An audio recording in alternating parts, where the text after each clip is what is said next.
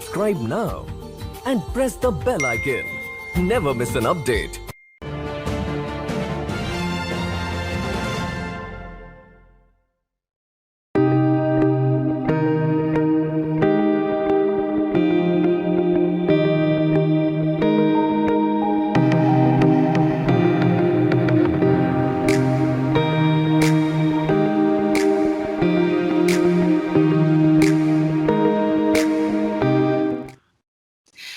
नमस्ते कोनिचिवा, welcome to the Nupur Tiwari show and आज हमारे साथ है श्री नीरज आत्री जी। तो उनको तो कोई परिचय की जरूरत नहीं है, लेकिन फॉर्मेलिटीज के लिए मैं बोलना चाहूंगी वो chairman of national centre for historical research and comparative studies. उनसे हम बहुत कुछ बात करेंगे, बहुत कुछ सीखेंगे, लेकिन उससे पहले मैं थोड़ा सा बोलना चाहती हूँ कि as you know everyone knows that around me at least कि मैंने एक कैंपेन चालू किया है भारत माँ के लिए और उसका नाम है हील इंडिया फीड इंडिया। तो ये अगर आप सुनेंगे तो आपको लगेगा कि बस एक खाना खिलाने का एक कैंपेन है। हाँ, खाना तो खिलाने का कैंपेन है ही, लेकिन जो आप खाना खिला रहे हैं किसी को, उसके साथ बहुत सारे प्यार, बहुत सारे पॉजिटिविटी और भारत माँ को यूनाइटेड करने का जो मन में आएगा कि मैं किसी को खिला रहा हूं और रही हूं, वो जो आप जो पॉजिटिविटी पास ऑन करेंगे, that is most important. That is the unity here, you have to understand. तो बहुत सारे लोग बोल रहे हैं कि हम फोटो खींच के क्यों भेजे। हाँ, ये हमारे नहीं है, हमारे संस्कृति में कि हम दान देते हैं दाहिने हाथ से देते हैं, बाएं हाथ को पता नहीं चलता। मुझे भी यही सिखाया गया है। लेकिन आप क्यों उससे इंस्पायर हो रहे हैं? जो किसी के फोटो देख के वाह नूपुर जी बहुत अच्छा काम, क्यों बोल रहे हैं? क्योंकि किसी ने फोटो खींच के भेजा है कि वो कर रहा है। तो हमें प्लीज सपोर्ट कीजिए भारत माँ को और यूनाइटेड करने की। और हम आपसे आशा करेंगे आप भी किसी को खिलाइए जिसको सचमुच जरूरत है और हमें फोटो भेजिए। बहुत बहुत धन्यवाद। बहुत बहुत धन्यवाद नीरज जी सुनने के लिए और welcome to the Nupur Tiwari show. जी, आपका बहुत बहुत धन्यवाद मुझे यहाँ पर बुलाने के लिए और आपके सभी दर्शकों को मेरी ओर से अभिनंदन। बहुत बहुत धन्यवाद आपको बहुत ज्यादा धन्यवाद आपको time for making time actually. So जब आप हमारे साथ हैं और हम हिस्ट्री की बात ना करें, हम ऐसे कैसे हो सकते हैं? तो लेकिन मैं एज ए हिस्ट्री स्टूडेंट मेरा कुछ क्वेश्चन है, पर्सनली क्वेश्चन है कि मिडिएवल पीरियड में जो हमें सिखाया गया है हिस्ट्री में, वो क्या सही सिखाया गया है और हमें कुछ एक्स्ट्रा जानने की जरूरत है? जी, आपने मिडीवल पीरियड को टच किया है जो सबसे ज़्यादा कंट्रोवर्शियल है और मुझे लगता है कि जिसमें सबसे ज़्यादा रीएजुकेट करने की ज़रूरत है। इसमें मैं जो एक जनरल एग्जांपल दिया करता हूँ कभी भी जब मेरा लेक्चर रहता है, तो मैं स्टूडेंट्स से पूछता हूँ कि आप मुझे बताइए कोई भी 5 नाम हमारे देश के राजाओं के। और नॉर्मली जब वो 5 नाम बताने लगते हैं तो वो मुगल पीरियड के जो मुगल शासक थे उनके नाम बताते हैं, या कभी-कभी कोई एक पृथ्वीराज चौहान का नाम ले देता है, या महाराणा प्रताप का, या अशोक का। इन 3 को छोड़ के ये भी एक्सेप्शंस हैं, अदरवाइज जनरली लोग मुगल नाम लेते हैं। तो ये अपने आप में एक इंडिकेशन है कि एक ऐसा देश जो कम से कम 5000 साल की डॉक्यूमेंटेड हिस्ट्री है जिसकी, और वो भी इतने बड़े जियोग्राफिकल रीजन में है। अब 5000 में आप अगर इमेजिन करेंगे तो जो मुगल पीरियड है that is just like a blip on the time scale. लेकिन द मेयर फैक्ट कि स्टूडेंट्स उसको ज़्यादा रिपीट कर रहे हैं, that should give you an idea कि कितना डिस्टॉर्टेड व्यू है हिस्ट्री का जो हमें पढ़ाया गया है। और ये एक्सीडेंटली नहीं है, इसके पीछे डिज़ाइन है। It has been specifically designed in this manner कि बच्चों को वो चीज़ रीइंफोर्स की जा सके। और what I have noticed is कि यहाँ पर जो अप्लाइड साइकोलॉजी के, प्रोपेगेंडा के जो वर्ड ओवर टेक्निक्स यूज़ किए जाते हैं, जो नाज़ी जर्मनी में यूज़ किए गए थे, वही हमारे देश में ये हिस्ट्री पढ़ाने के लिए यूज़ किए जा रहे हैं। तो अब इसमें पहला क्वेश्चन तो ये उठता है जब आप मिडीवल हिस्ट्री की बात करते हैं कि मिडीवल को स्टार्ट कहाँ से करेंगे आप? हाँ, वो मेरा क्वेश्चन था, कहाँ से शुरू करें हम? जी, अब आप देखिए कि जब हम यूरोपियन हिस्ट्री की बात करते हैं, तो उन्होंने अपने यहाँ डिफाइन किया है कि ये हमारा रेनेसां का पीरियड है, ये हमारा एनलाइटनमेंट का पीरियड है, और उससे पहले डार्क एजेस थी।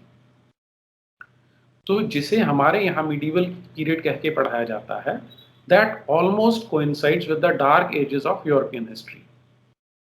और टेक्निकली अगर आप देखेंगे, उन्होंने उसको डार्क एज क्यों डिफाइन किया, कि वो वाला पीरियड था जब आर्ट को बिल्कुल सप्रेस किया गया, फ्री इंक्वायरी को, फ्री थिंकिंग को सप्रेस किया गया, जो right to freedom of expression है उसको सप्रेस किया गया। There was no scientific improvements, no scientific innovations, even science was suppressed। और केवल एक जो मोनोलेटरस या मोनोथीस्टिक रिलीजन था, उसको प्रमोट करके चर्च का एक स्ट्रैंगल होल्ड था पूरे यूरोप के ऊपर। और अगर आप यहाँ हमारे देश की बात करेंगे, सब कॉन्टिनेंट की बात करेंगे, तो यहाँ पर भी ऑलमोस्ट सेम स्ट्रक्चर आपको देखने को मिलता है कि जैसे ही इस्लामिक इन्वेडर्स ने इनरोड बनाने शुरू किए, जहाँ जहाँ पर वो पहुँचते गए, वहाँ का आप अगर ओवरऑल पैटर्न देखेंगे, तो वो यूरोप की डार्क एजेस से एग्जैक्ट मैच करता है कि there is no free inquiry. जितने आपके मॉन्यूमेंट्स हैं वो डिस्ट्रॉय किए जा रहे हैं, जितने आपके टेम्पल्स हैं they are being destroyed, they are being crushed, और जितने आपके सेंटर्स ऑफ लर्निंग हैं they are being systematically demolished. तो इन अदर वर्ड्स, जो वर्ल्ड की सबसे एडवांस्ड सिविलाइजेशन थी, had these invasions not taken place, we would have reached a much higher level।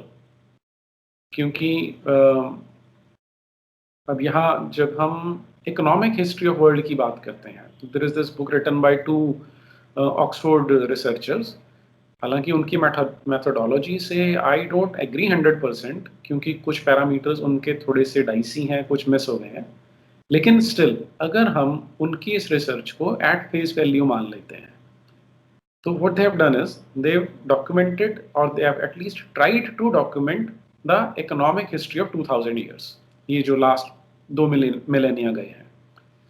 And what they are saying is कि during this period, for the first about 1200 years, 12 to 1300 years, world over, GDP wise and GDP per capita wise, जो Indian economy है that was at the top of the world। और 33% of the world economy was held only by India।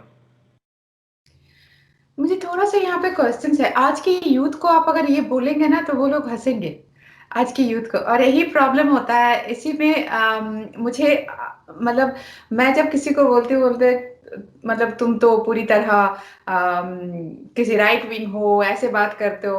मैंने बोला किसी wing में जाने की जरूरत नहीं है, भारतीय बन जाओ। जी, ये सबके साथ ये प्रॉब्लम आती है। उसका रीजन क्या है कि मैं बार बार बोलता हूँ कि सबसे स्ट्रांग चीज अगर संसार में है तो ह्यूमन माइंड है, और सबसे वीक है तो वो भी ह्यूमन माइंड है। इट इज सो मैलिएबल, इसको आप किसी भी तरह मोल्ड कर सकते हैं। और जो मैंने आपसे एग्जांपल दिया ना कि जो फासिस्ट जर्मनी में जो प्रोपेगेंडा टेक्निक्स यूज किए गए थे, उन्होंने ह्यूमन माइंड की इसी वीकनेस को हिट किया। ह्यूमन स्ट्राइक करते हैं हर चीज को पिजन होल में डालने की, हर चीज को लेबल करके रख लें तो उन्हें समझना आसान लगता है। दैट इज वाई अब एक नैरेटिव बनाने की इंपॉर्टेंस क्या होती है कि वो ह्यूमन माइंड की इसी वीकनेस को हिट करेगा। उन्होंने आपके लिए एक नैरेटिव क्रिएट कर दिया, राइट विंग और लेफ्ट विंग। मैं इसे बोलता हूँ कि अगर आपने विंग्स में डिवाइड ही करना है तो उसे एक ट्रूथ विंग और एक फॉल्सहुड विंग में डिवाइड कर दीजिए। कि आप देखिए कि कंटेंट क्या है, बोल कौन रहा है उसको इग्नोर कर दीजिए, जो कहा जा रहा है उस पर अगर आप फोकस करेंगे तो या तो वो सच रहने वाला है या झूठ रहने वाला है। और it can be a mixture of these two, लेकिन primarily it can either be true or it can be false. और मैंने जो अभी आपको कोट किया, मैंने स्पेसिफिकली आपसे कहा ऑक्सफोर्ड यूनिवर्सिटी के रिसर्चर्स हैं जिन्होंने ये काम किया है। विच मीन्स वो आप तो आपको संघी कह सकते हैं ना भक्त कह सकते हैं, वो जो 4-5 लेबल्स आजकल लगाते हैं वो नहीं आएंगे, राइट। तो they have said that for the first 12-1300 years of last 2000 years of the last 2 millennia, India was at the pinnacle of the economy, and it or closely followed by China। अब ये वो period था जब invasions just start हो रहे थे and they were trying to get a foothold in India.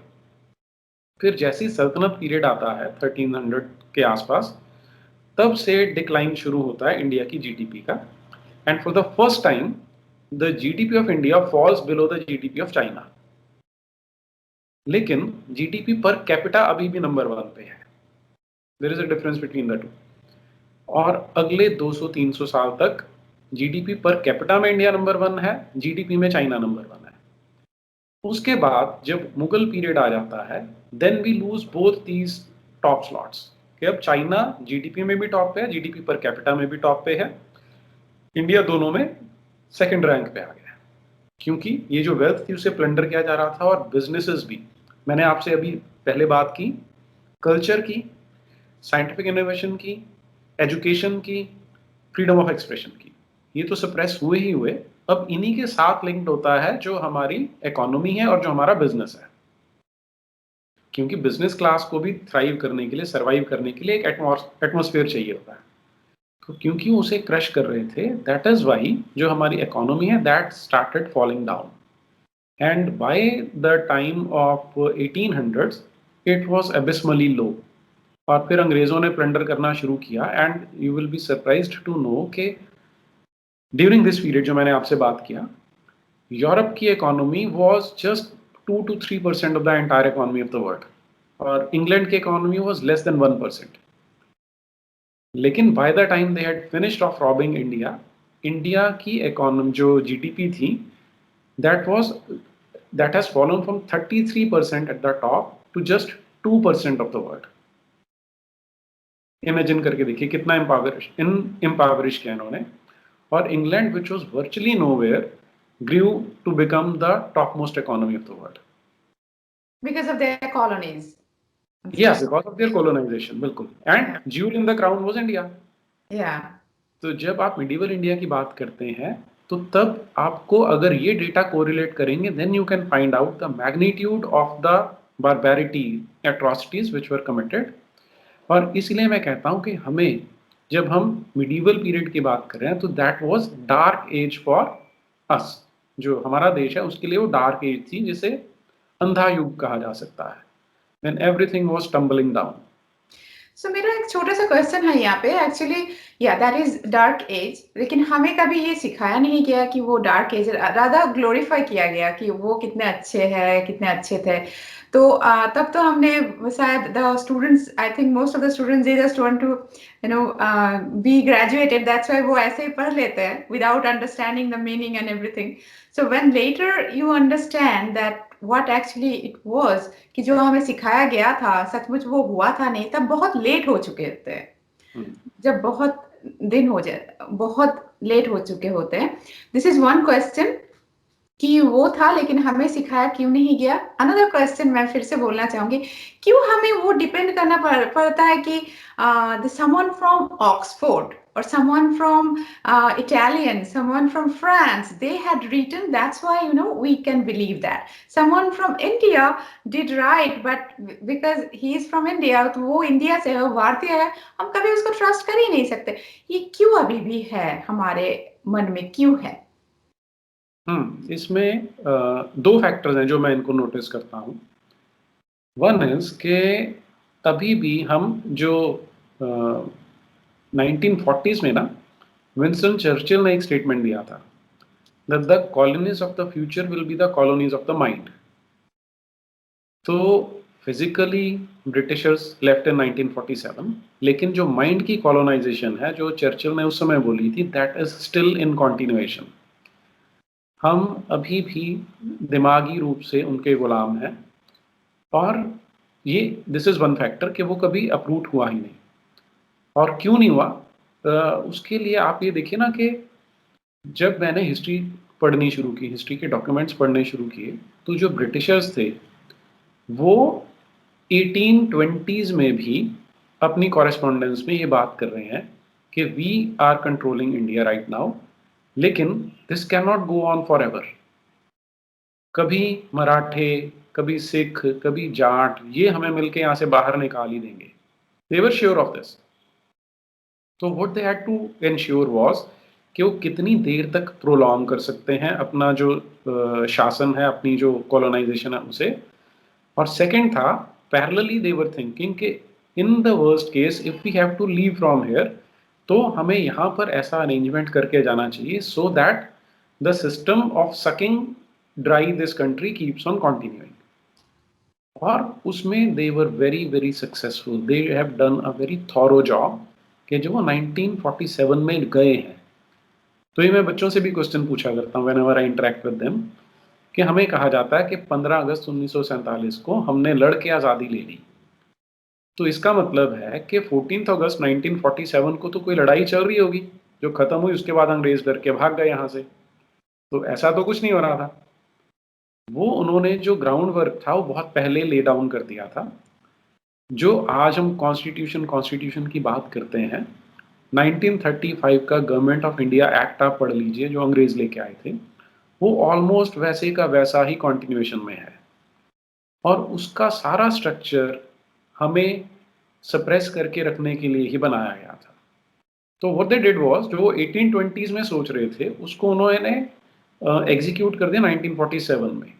कि skin colour तो चेंज हो गया रूलर्स का, कि वो काले अंग्रेज या भूरे अंग्रेज आप कुछ भी कह सकते हैं उन्हें, लेकिन माइंडसेट वही था कि इनको सप्रेस करके रखना है।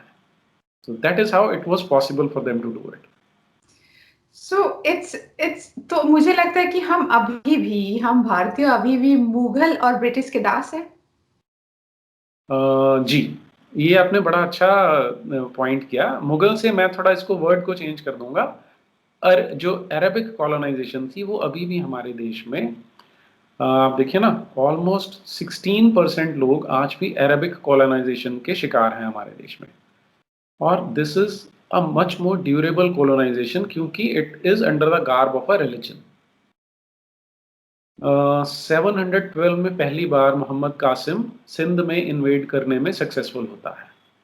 तब वो पहली बार यहाँ पे इस्लामिक कन्वर्शन क्रिएट करता है। तो वो एक कॉलोनाइजेशन थी, मेंटल कॉलोनाइजेशन है। और आज आप देखिए कि दो बड़े बड़े लैंड मास पाकिस्तान और बांग्लादेश अलग हो चुके हैं।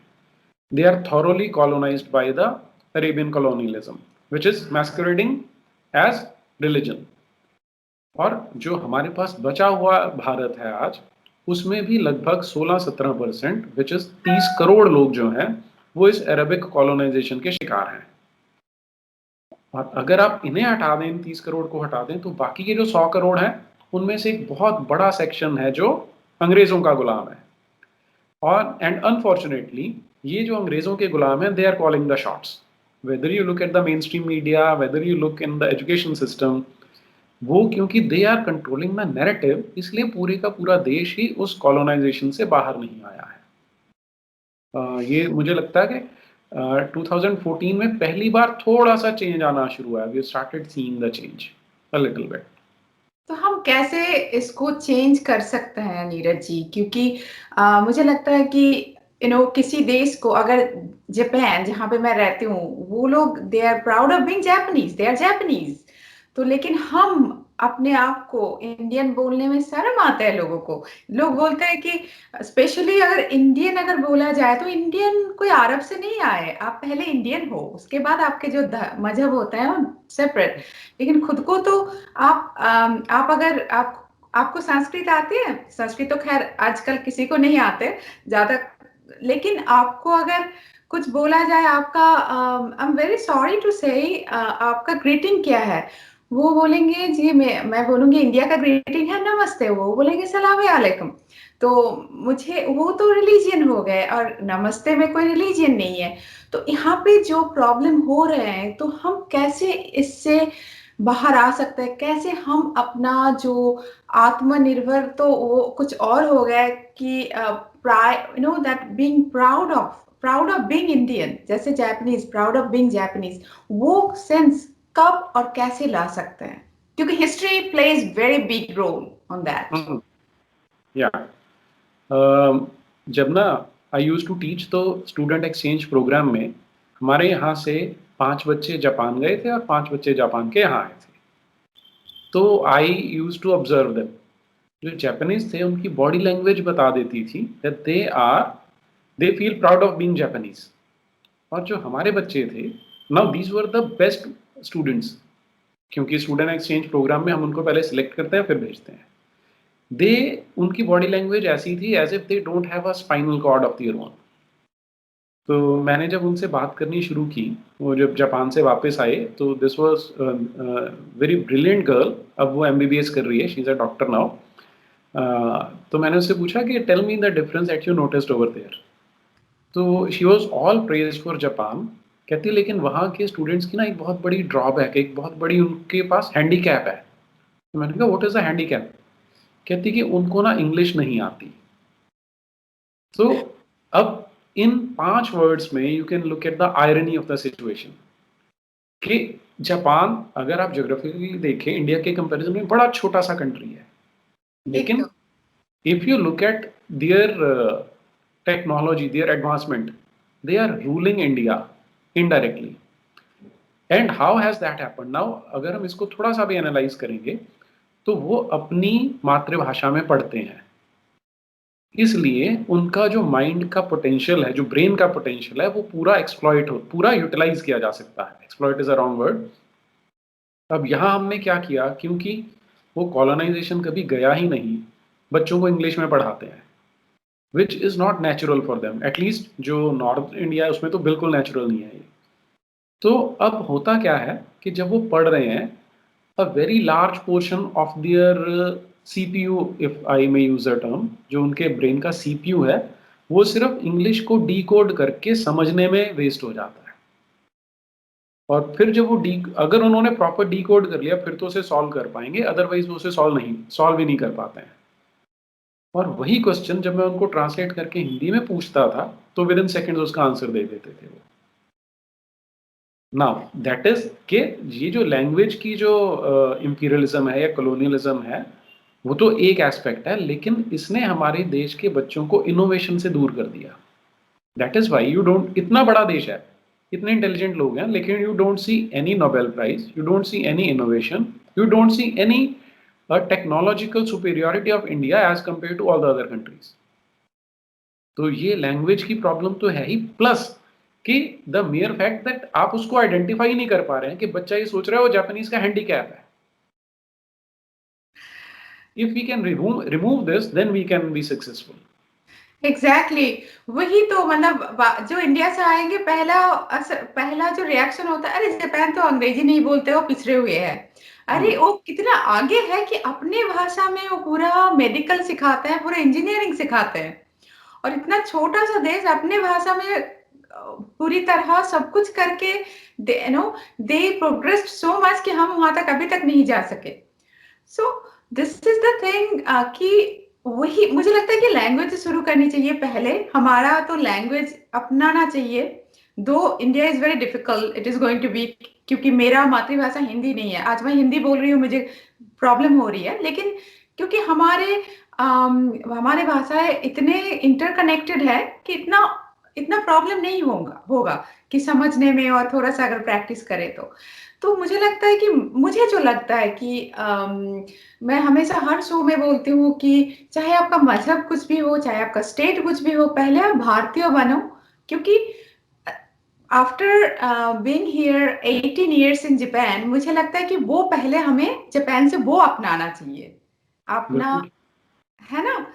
तो वही मैं मतलब उसके बाद नीरज जी एक्चुअली, क्योंकि मैं व्यूअर से बोलना चाहता हूँ, ये नीरज जी से आज पहला एक्चुअली हमारा जो साक्षात्कार हो रहा है, जो इंटरव्यू हो रहा है, इसलिए हम थोड़ा सा इधर उधर के बात कर रहे हैं। अगली बार से नीरज जी को लाएंगे तो स्पेसिफिक पॉइंट पे हम बात करेंगे, और आपको definitely you are going to get lot of enlightenment, because he is full of knowledge and we can not miss that.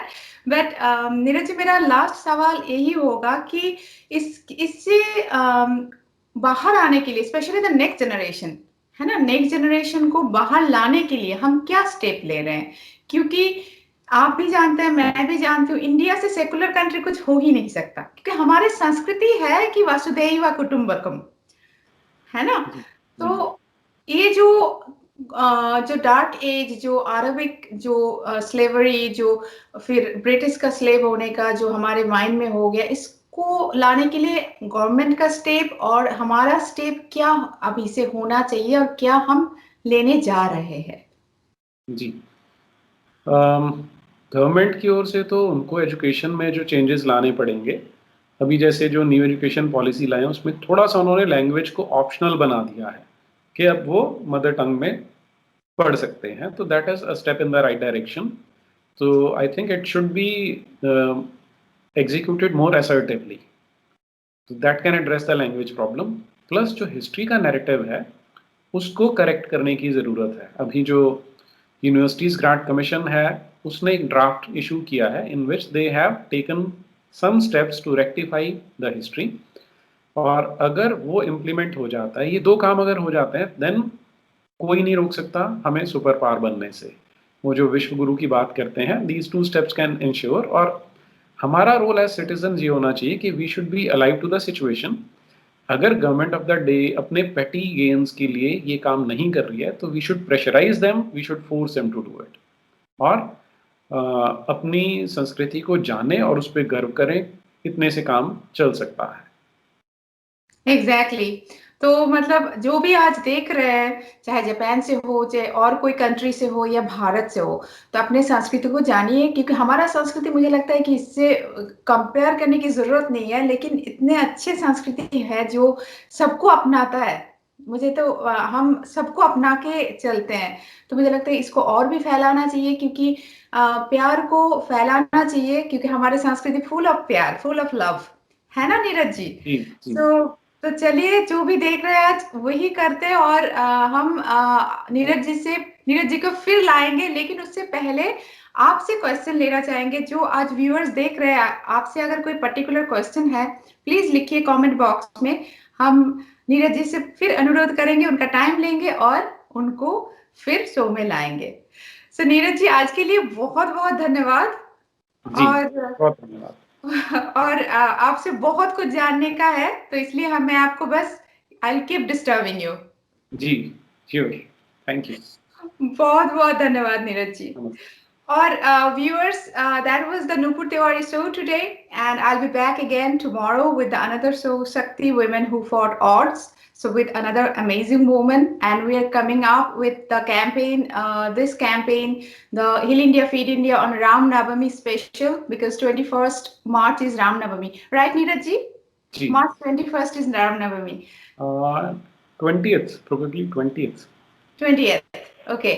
सो ये अगर 20th हो गया तो उस दिन ही हम कुछ स्पेशल करेंगे, special heal India feed India करेंगे। सो प्लीज इंतजार कीजिए और प्लीज साथ दीजिए, क्योंकि आपके साथ बहुत जरूरी है। हम पूरे इंडिया को यूनाइट करना चाहते हैं। बहुत बहुत धन्यवाद, और बहुत वंस अगेन बहुत बहुत धन्यवाद नीरज जी, और आपका दिन बहुत शुभ हो। एक्चुअली ये नाइट है, सो शुभ रात्रि, गुड नाइट, पयस्मिना साई, नमस्ते।